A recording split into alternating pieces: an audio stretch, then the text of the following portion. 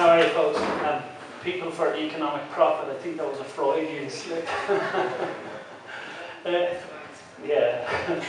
It's always difficult doing talks because you're never sure where people are in the room, or if people are in financial difficulty, or what they know about banking, or if there's ex-bankers here wanting to know what I know about banking.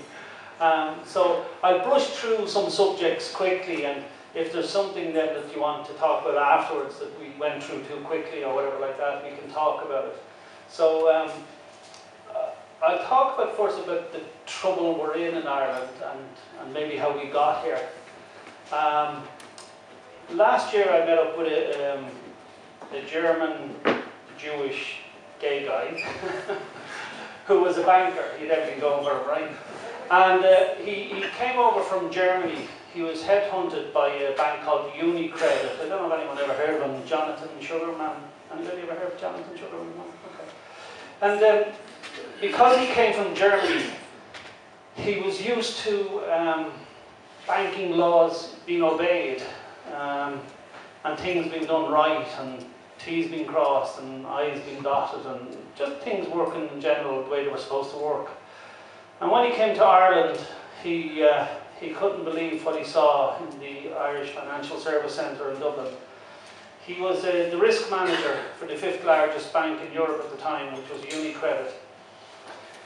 And when they were breaking laws in Ireland, he was appalled by this, you know, because we had laws in Ireland that said, you know, you must not exceed this quota here, you know, in your risk management. It was a liquidity law, and it was about keeping the banks liquid. And just in layman terms, that means keeping stock or money on the shelf. That's really what it means. And so when he came here, he realised everybody was breaking the law by huge amounts, and it was just a sort of feckless attitude that we had. And he just couldn't believe it. The guy actually had a breakdown and ended up in St. John of God's, and he was on medication and that, because as he was following procedure and reporting to his boss, who is now promoted onto the board of Bank of Ireland, by the way, but this guy that he was reporting the serious break of law. Now when I say serious, these laws carried 5 years imprisonment, so they were a very serious law, and they were done by the financial regulator. And I'll play the video and you'll get some sense of what was going on. This was a program that went out in Australia, and most people have not seen it in this country. So we've just, I hope it starts playing.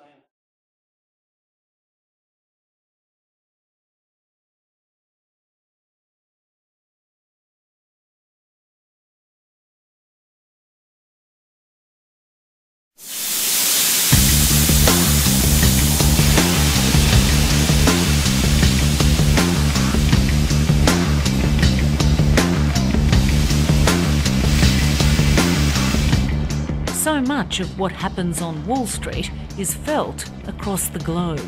Investors take their lead from this financial hub. Now people angry about banks and bankers are doing the same. Occupy Wall Street under occupation. People arriving from everywhere. The Occupy movement has spread to London, to Rome,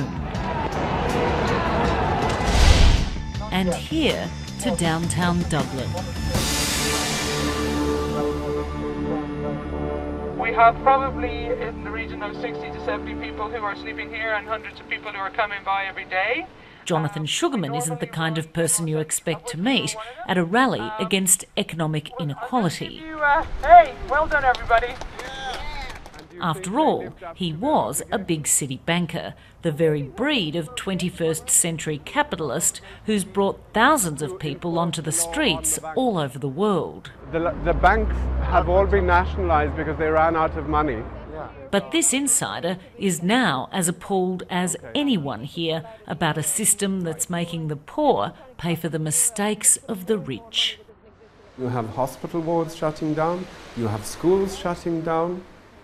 You have public services that are now being curtailed because there's no money. The money's gone to the banks. Your money, my money, everyone's money has gone to the banks. What we need is for the regulation that exists to be enforced.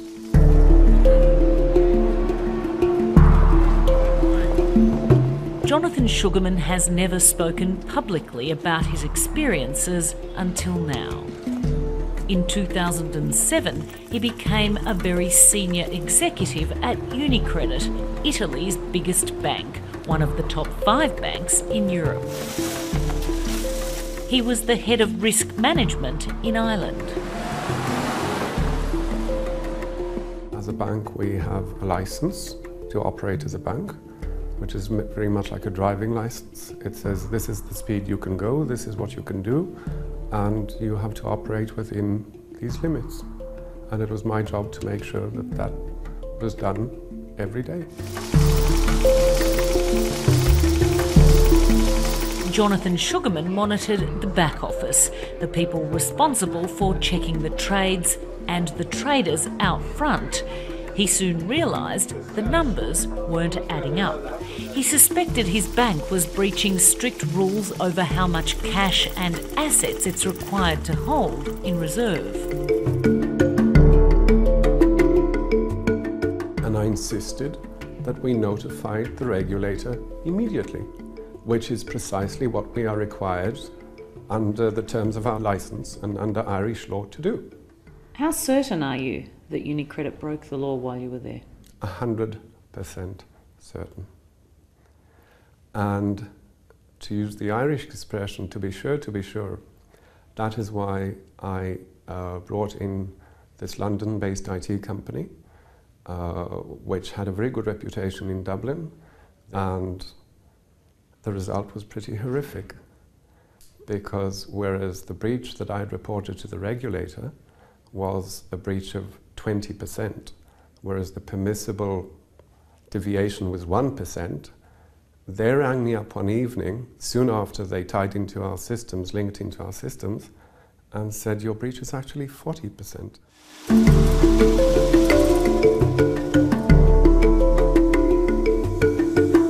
When he raised the alarm with his chief executive, the response was dismissive. It was a systems error. The risk manager was instructed to continue approving the deals. Jonathan Sugarman was in the thick of a reckless banking culture that was on a collision course with disaster.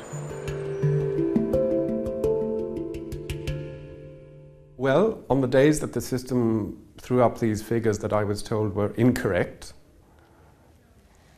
we would sign to say, oh, this is a system error and we're confident that everything's all right, and just carry on as we did before, never notified anyone.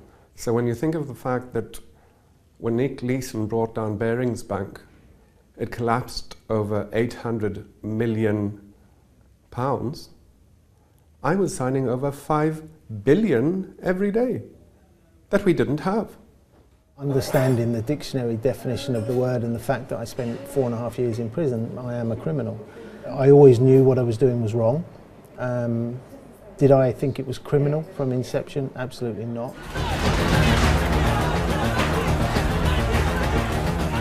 It's been 16 years since Nick Leeson single-handedly brought down Britain's oldest bank, Barings. Fight for 1,000! Fight for 1,000! Come on! It was such a spectacular, audacious, outrageous act of financial skullduggery, Hollywood made a movie about it. I mean, success was the thing that I always wanted. And you know, conversely, my biggest fear was the fear of failure.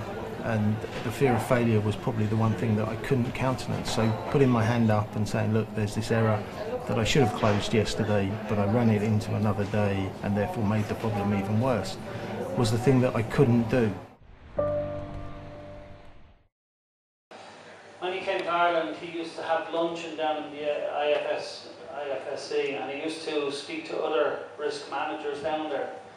And they all told him he was crazy to report anything. Sure, it's the Wild West of banking, as the New York Times said. And you can see like 800 million now seems like pittance. I mean, I hear figures today that we never learnt in school, gazillions and trillions, and I don't even understand them. I couldn't tell you many zeros on some of them. But this guy was doing 5 billion a day illegally that he didn't have. That was one bank. Every day he was doing that. And they tell you then it's our fault because we maybe got an extra bedroom on the house or something like that. And maybe it was our fault, maybe we were all to blame. But the huge blame lies with the bank. Now the way I look at it is, the Irish people have bailed out the banks, and we still have people getting dragged out of their homes by sheriffs and the courts in this country. That to me is a shame and has to be addressed. And it's not that none of us want to pay our mortgage. We want the ability to pay our mortgage. When we got our mortgages or our loans, they went through the figures and it was agreed that we could pay and we had the ability to pay. But then they stripped the money of cash by doing this illegal activity and then bail them out. And it leaves us in a position where most of us can't pay our bills. And that's not our fault. I mean, I heard a report here the other day, 1 in 5 children in this country go to bed hungry. And that's not acceptable. And while I don't normally talk on individual cases, I see that guy being evicted from his house today. I don't know his circumstances. He may have been well off at one stage. But there's just something very wrong to look at a 71-year-old man getting dragged out of his house. I haven't seen any bankers being dragged out of their homes. And the day I see that, maybe I'll sleep a little better. But I'm not after revenge. I think if we pay back the money to the banks, then they're paid back, right? I mean, that's how I see it. We can't always be the victims here in Ireland. I mean, everybody else around the world has seen these films. They don't show them on Irish television for a very good reason. So then you come to the mortgages. And I don't know if people know about securitisation or heard of securitisation. It's a modern practice in banks. Basically, in a nutshell, they get a load of mortgages and they sell them on the stock exchange. And so the banks have then got paid for the mortgage. They also take out insurance for someone who defaults on their mortgage. And they get paid that way as well. And then they go and repossess your house if you can't pay. So they get paid 3 or 4 times for a mortgage. And when you go in to collect, your draft, when you actually applied for your mortgage, I don't know if most of you know that the money actually didn't exist. It's created on a signature. It's called fractional banking reserve. Something you should Google. It's too long to go into tonight, but it's just, if you take notes of these things, or if you want to talk afterwards about some of the stuff, you should take note of some of these things. So that's where we're at. Now, I don't know if anybody's seen the prospectus document, but basically this is say like the what would be in a mortgage pool that they trade on the stock exchange. I just happen to have one here to hand from AIB. There's 20 billion worth of mortgages in that are trading on the stock exchange.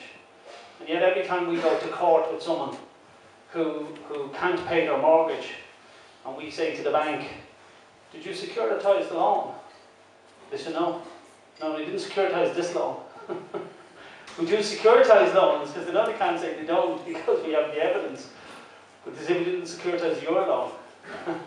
So I don't know what loans they're securitizing, but the courts are stymied when it comes to this sort of thing as well. They have no help for the people.